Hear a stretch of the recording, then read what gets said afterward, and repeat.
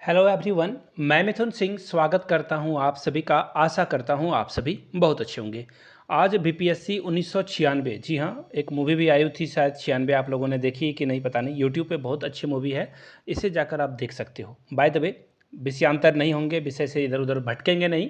1996 में BPSC Bihar teacher की जो प्राथमिक शिक्षकों की भर्ती के लिए क्वेश्चन पेपर आए थे, उसे हम लोग देखेंगे। सबसे पहले मैं आप लोगों को बता दूं, नीचे कमेंट करके आपको 4 सवालों का जवाब देना है। पहला सवाल ये है कि कल्हन के द्वारा जो राज तरंगनी लिखी गई थी ना, वो किस विषय पे लिखी गई थी, उसका विषय बताना है आपको। क्या वो बुद्ध की शिक्षा पर था, संगीत पे था, चिकित्सा पे था, या कश्मीर के राजाओं के बारे में था। ठीक है।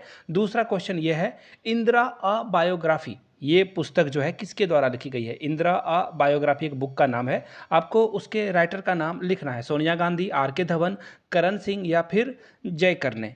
नीचे कमेंट करके बताइएगा। तीसरा सवाल अब मैं पूछता हूं, देखिए बहुत इंपॉर्टेंट सवाल है।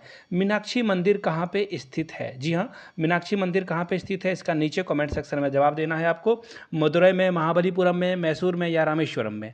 अगला सवाल है आखिरी सवाल। जी हाँ, x⁻0 की वैल्यू क्या होती है। नीचे चारों सवालों का नाम जो है सीरियल वाइज आप दोगे, आंसर जरूर कीजिएगा, ताकि आपको भी आइडिया लगे कि आप कितने तैयार हो बिहार के एग्जाम के लिए। नहीं पता है तो चारों सवालों का आंसर गूगल से ढूंढिए और फिर आंसर लिखिए। ऐसे करने से क्या होगा, आप लॉन्ग टर्म तक ये चार सवाल जो है एटलीस्ट नहीं भूलोगे। पहला सवाल देख लीजिए, बोरोबुदुर का प्रसिद्ध बौद्ध मंदिर। देखिए, बौद्ध धर्म को आप बिल्कुल डीपली पढ़ जाइए। अगर मैं क्रिंज भाषा में बोलूँ, बिल्कुल बेकार वाली भाषा में, तो घोंट कर पी जाओ आप बौद्ध धर्म को। जो भी बौद्ध धर्म से सवाल पूछे जाते हैं वो जरूर आप पढ़ लीजिए। अब देखिए, बोरोबुदुर का जो प्रसिद्ध मंदिर है वो कहाँ स्थित है। तो देखिए, बौद्ध धर्म जो है अशोक के समय भी जो है विदेशों में फैलाया गया था। विदेश आप कैसे बोल सकते हो, उस समय तो खैर बाउंड्री वगैरह, उतनी बॉर्डर वगैरह नहीं थी। खैर, चाइना में, श्रीलंका में, इंडोनेशिया में, सिंगापुर में बहुत ऐसे जगह है जहाँ पे बौद्ध धर्म का प्रचार प्रसार हुआ है। और इसी में एक नाम है क्या, इंडोनेशिया, जहाँ पे बौद्ध का प्रसिद्ध मंदिर आपको मिलेगा। यानी कि बी ऑप्शन क्या है, बिल्कुल करेक्ट है। चलिए आगे बढ़ते हैं अगले प्रश्न की ओर। यूनानी चिकित्सा विज्ञान का जनक किसे मानते थे। यानी कि चिकित्सा विज्ञान का जनक किसे कहा जाता है। यूनानी चिकित्सा विज्ञान की बात हो रही है यहाँ पे। तो देखिए, हिपोक्रेटस, यानी कि इसका ऑप्शन क्या होगा, सी राइट हो जाएगा। हिपोक्रेटस को यूनानी चिकित्सा विज्ञान का जनक मानते थे। चलिए आगे बढ़ेंगे अगले प्रश्न की ओर।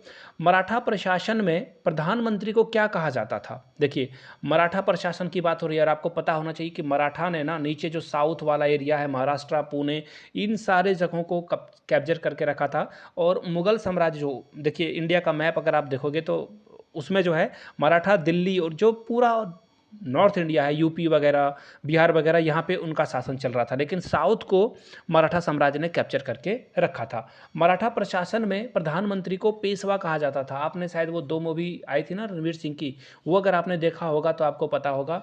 एक तो कौन सी मूवी थी, मैं खुद ही भूल गया। खैर, आगे अगर याद आता है तो मैं बता दूंगा। खैर, मूवी देखने का समय नहीं है, जानकारी जुटाने का समय आ गया है अब।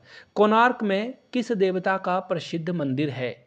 कोणार्क में कृष्ण भगवान का मंदिर नहीं है, राम का भी मंदिर नहीं है, शिव का भी नहीं है। सूर्य देवता जो हैं उनका प्रसिद्ध मंदिर आपको कोणार्क में मिलेगा। ऑप्शन सी आपका राइट आंसर होगा। चलिए आगे बढ़ते हैं अगले प्रश्न की ओर।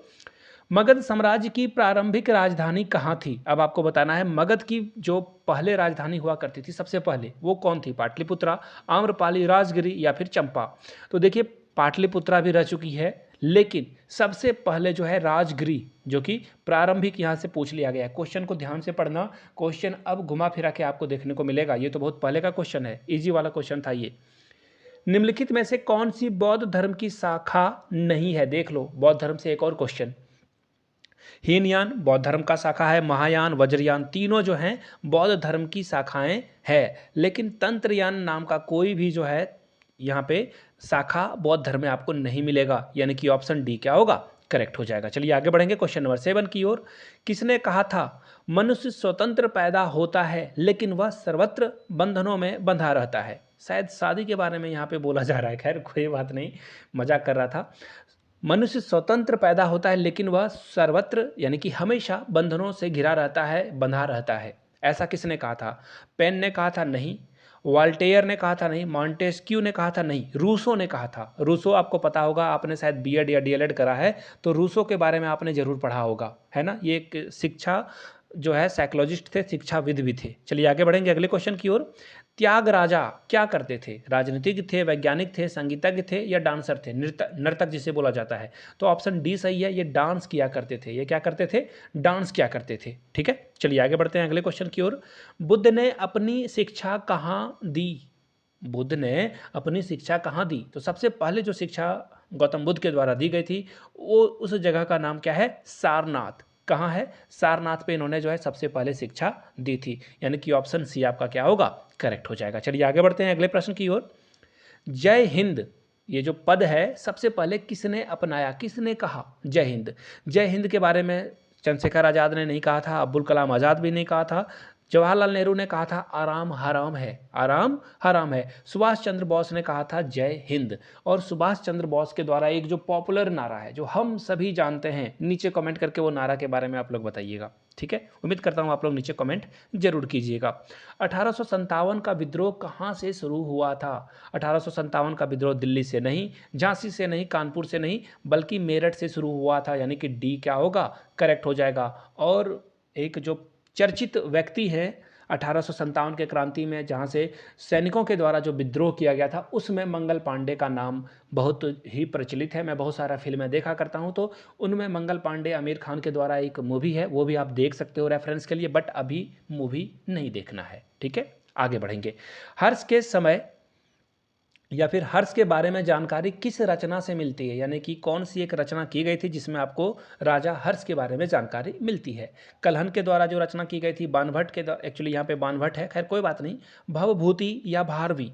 तो इसका जो राइट आंसर होगा वो होगा बाणभट्ट। यहाँ पे पूरा नाम नहीं लिखा हुआ है, मैं पूरा नाम लिख देता हूँ, आप लोग नोट करोगे तो लिख दीजिएगा ऑप्शन बी। बाणभट्ट को बाण भी कहा जाता था शॉर्ट में, वो होता है ना गांव घरों में आपके, एक्चुअली अगर मैं थोड़ा सा इंग्लिश मीडियम में बोलूँ, साउंड करूँ, तो इसका आंसर वो बोलते हैं ना पेट नेम। घर का नाम क्या है आपका? घर का नाम आपका गोलू मोलू होगा, स्कूल में बहुत ही सिंघानिया टाइप का नाम होगा। खैर कोई बात नहीं, आगे बढ़ेंगे। नटराज की प्रसिद्ध कांस्य मूर्ति किसका उदाहरण है? नटराज की प्रसिद्ध कांस्य मूर्ति जो है मौर्य कला का उदाहरण है, गुप्त कला का, गंधर्व का या चोल का? तो इसका राइट आंसर होगा चोल कला का जो है नटराज प्रसिद्ध कांस्य मूर्ति है। नटराज की फोटो भी आपने देख रखी होगी। इसका राइट आंसर क्या होगा? चोल कला। चलिए आगे बढ़ते हैं। 1857 के विद्रोह के समय भारत का गवर्नर जनरल कौन था? बहुत ही इंपॉर्टेंट क्वेश्चन। आपको पता है आपके सिलेबस में भारतीय राष्ट्रीय आंदोलन है, तो 1857 के समय विद्रोह जो हो रहा था उस समय के भारत के गवर्नर जनरल का नाम क्या था? तो इसका राइट आंसर क्या हो जाएगा? कैनिंग। उस समय के जो लॉर्ड कैनिंग यहाँ के गवर्नर जनरल थे।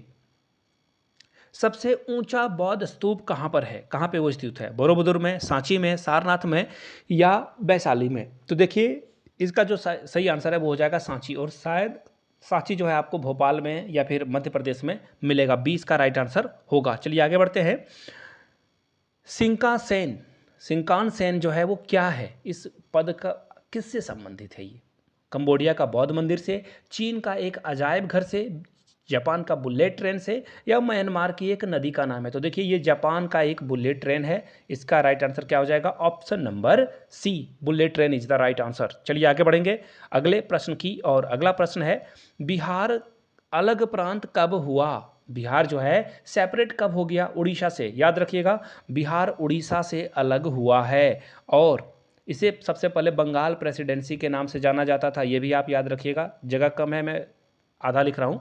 बंगाल प्रेसिडेंसी के नाम से ये जाना जाता था। और बिहार जो है उड़ीसा से कब अलग हुआ ये भी याद रख लेना है आपको, 1936 में। कब अलग हुआ है? 1936 में। और बिहार से ये भी क्वेश्चन पूछा जा सकता है कि झारखंड कब अलग हुआ है? देखिए ये भी बहुत इंपॉर्टेंट सवाल है।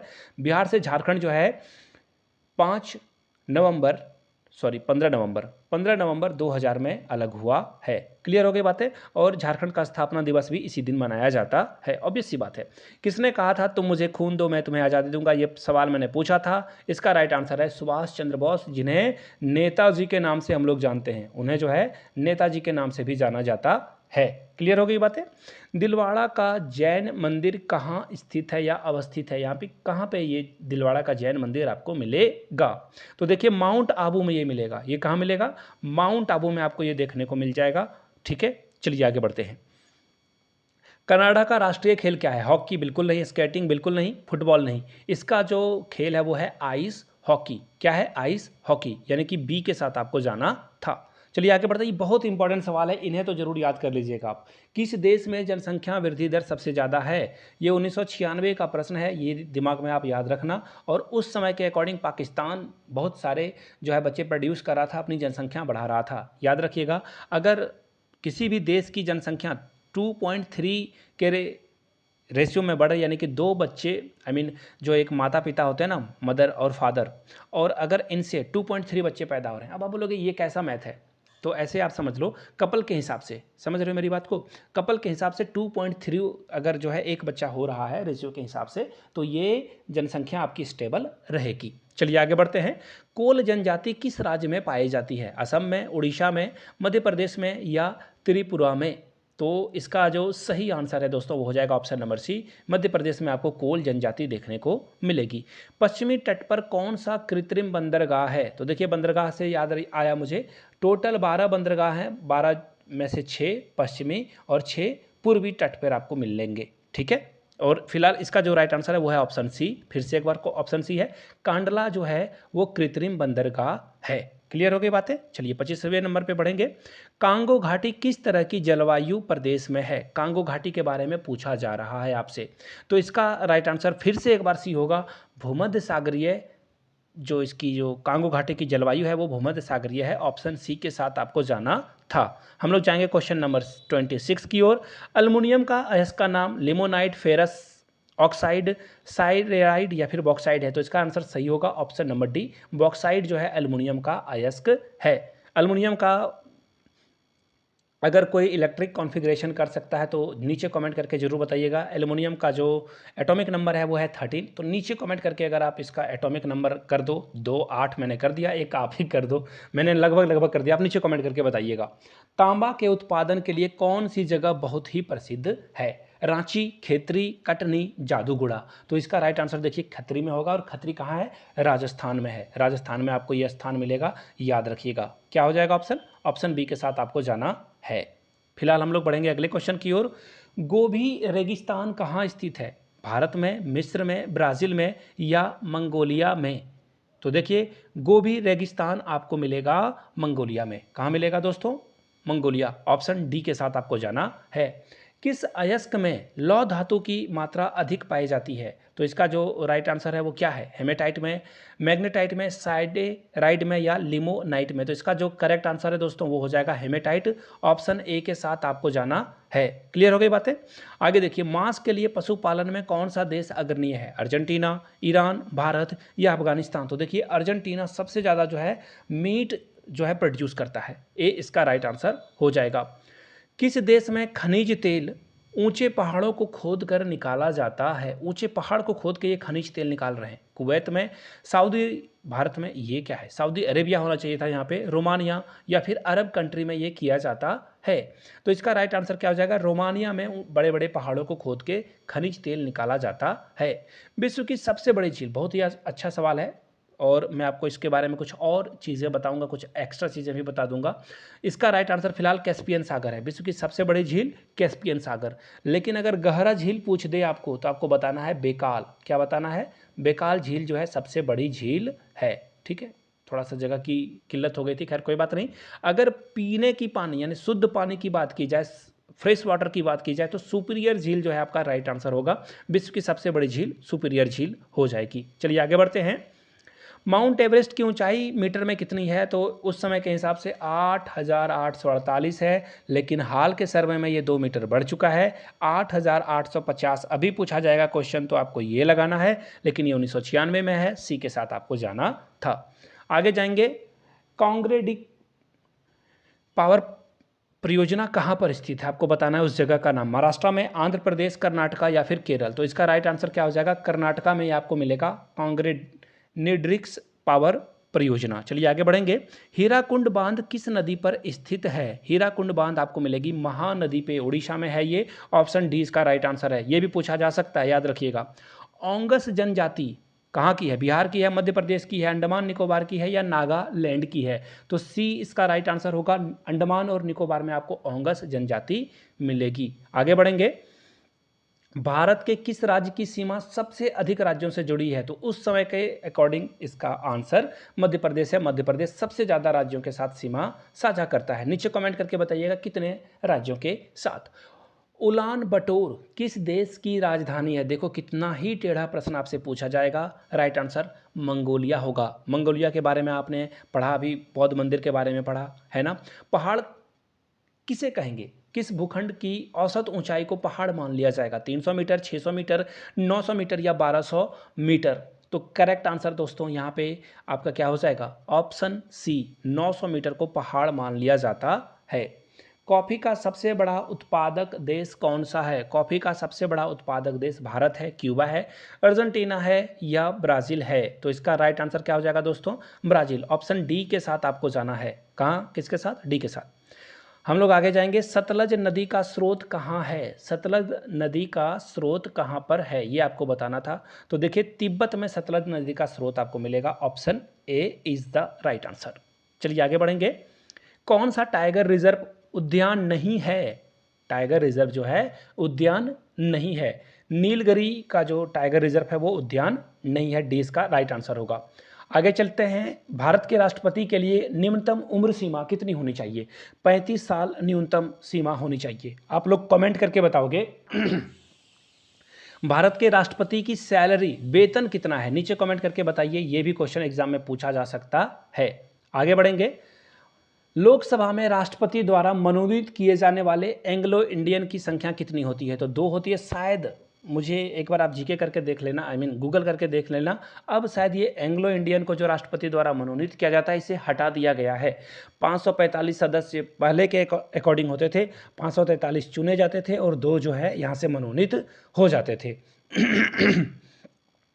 आगे देखिए। भारतीय संविधान के किस अनुच्छेद के अंतर्गत जम्मू और कश्मीर को विशेष राज्य का दर्जा दिया गया है? तो 370 है, लेकिन अब 370 को हटा दिया गया है, 35A को हटा दिया गया है। राइट आंसर आपका क्या हो जाएगा? Option D. फिलहाल के लिए आप इतना ही समझ लो। भारतीय संविधान में नागरिकों के मूल कर्तव्यों के अंतर्गत क्या सम्मिलित नहीं है? सार्वजनिक संपत्ति की रक्षा करना सही है। भारत में सार्वभौमिकता, एकता, अखंडता को बढ़ाना सही है। धर्मनिरपेक्षता को बढ़ावा देना सही है। हिंसा का परित्याग करना, ऐसा कुछ भी बातें लिखी नहीं गई है मूल कर्तव्यों में। 20 का राइट आंसर हो जाएगा। आगे बढ़ेंगे। निम्नलिखित में से किसकी कमी से रक्तहीनता होती है?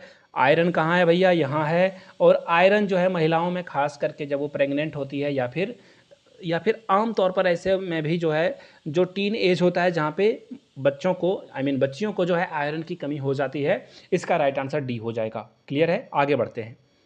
सबसे कड़ा पदार्थ क्या है? हीरा।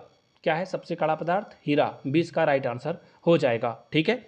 बिजली के बल्ब में कौन सी गैस का प्रयोग किया जाता है? तो अक्रिय, जिसे नोबल गैस भी कहा जाता है इंग्लिश में। नोबल गैस यानी कि जो किसी के साथ रिएक्ट नहीं करता है, यानी कि उसका जो आउटर मोस्ट सेल है वो कंप्लीट भरा रहता है। जैसे आर्गन 18, अगर आप इसका इलेक्ट्रॉनिक कॉन्फ़िगरेशन करोगे, इलेक्ट्रॉनिक विन्यास 2 8, क्लियर है, और 8, तो देखो 2 8 18 हो गए।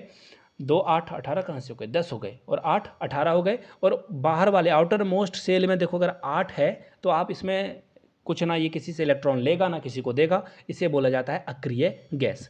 आगे देखिए। एक कुंडलित हाथ घड़ी में क्या होता है? कौन सी ऊर्जा होती है? यांत्रिक स्थितिज ऊर्जा संचित रहती है, यानी कि सी इसका राइट आंसर हो जाएगा। ये 50 क्वेश्चन थे। अगर इसका पार्ट 2 भी चाहिए होगा तो मुझे पता चलेगा वीडियो आपने यहाँ तक देखी है और प्यार किया है इस वीडियो को, तो नीचे कमेंट में पार्ट 2 जरूर लिखिएगा, तो मैं पार्ट 2 इसकी वीडियो बना दूंगा जहाँ पे कुछ और साइंस वाले क्वेश्चंस को हम लोग लेंगे, जिससे आपकी जो है 1 to 5 की जो तैयारी है वो पूरी अच्छी तरीके से हो पाए। नीचे कमेंट करके जय हिंद जरूर लिखिएगा। वीडियो अगर आपने यहाँ तक देख ली है, इसे अपने दोस्तों, रिश्तेदारों, सहेलियों तक जरूर शेयर करें, साझा करें, उन तक पहुँचाएँ, उनको भी तैयारी में आगे बढ़ाएं। वीडियो को यहाँ तक देखने के लिए आप सभी का बहुत बहुत शुक्रिया। Have a good day.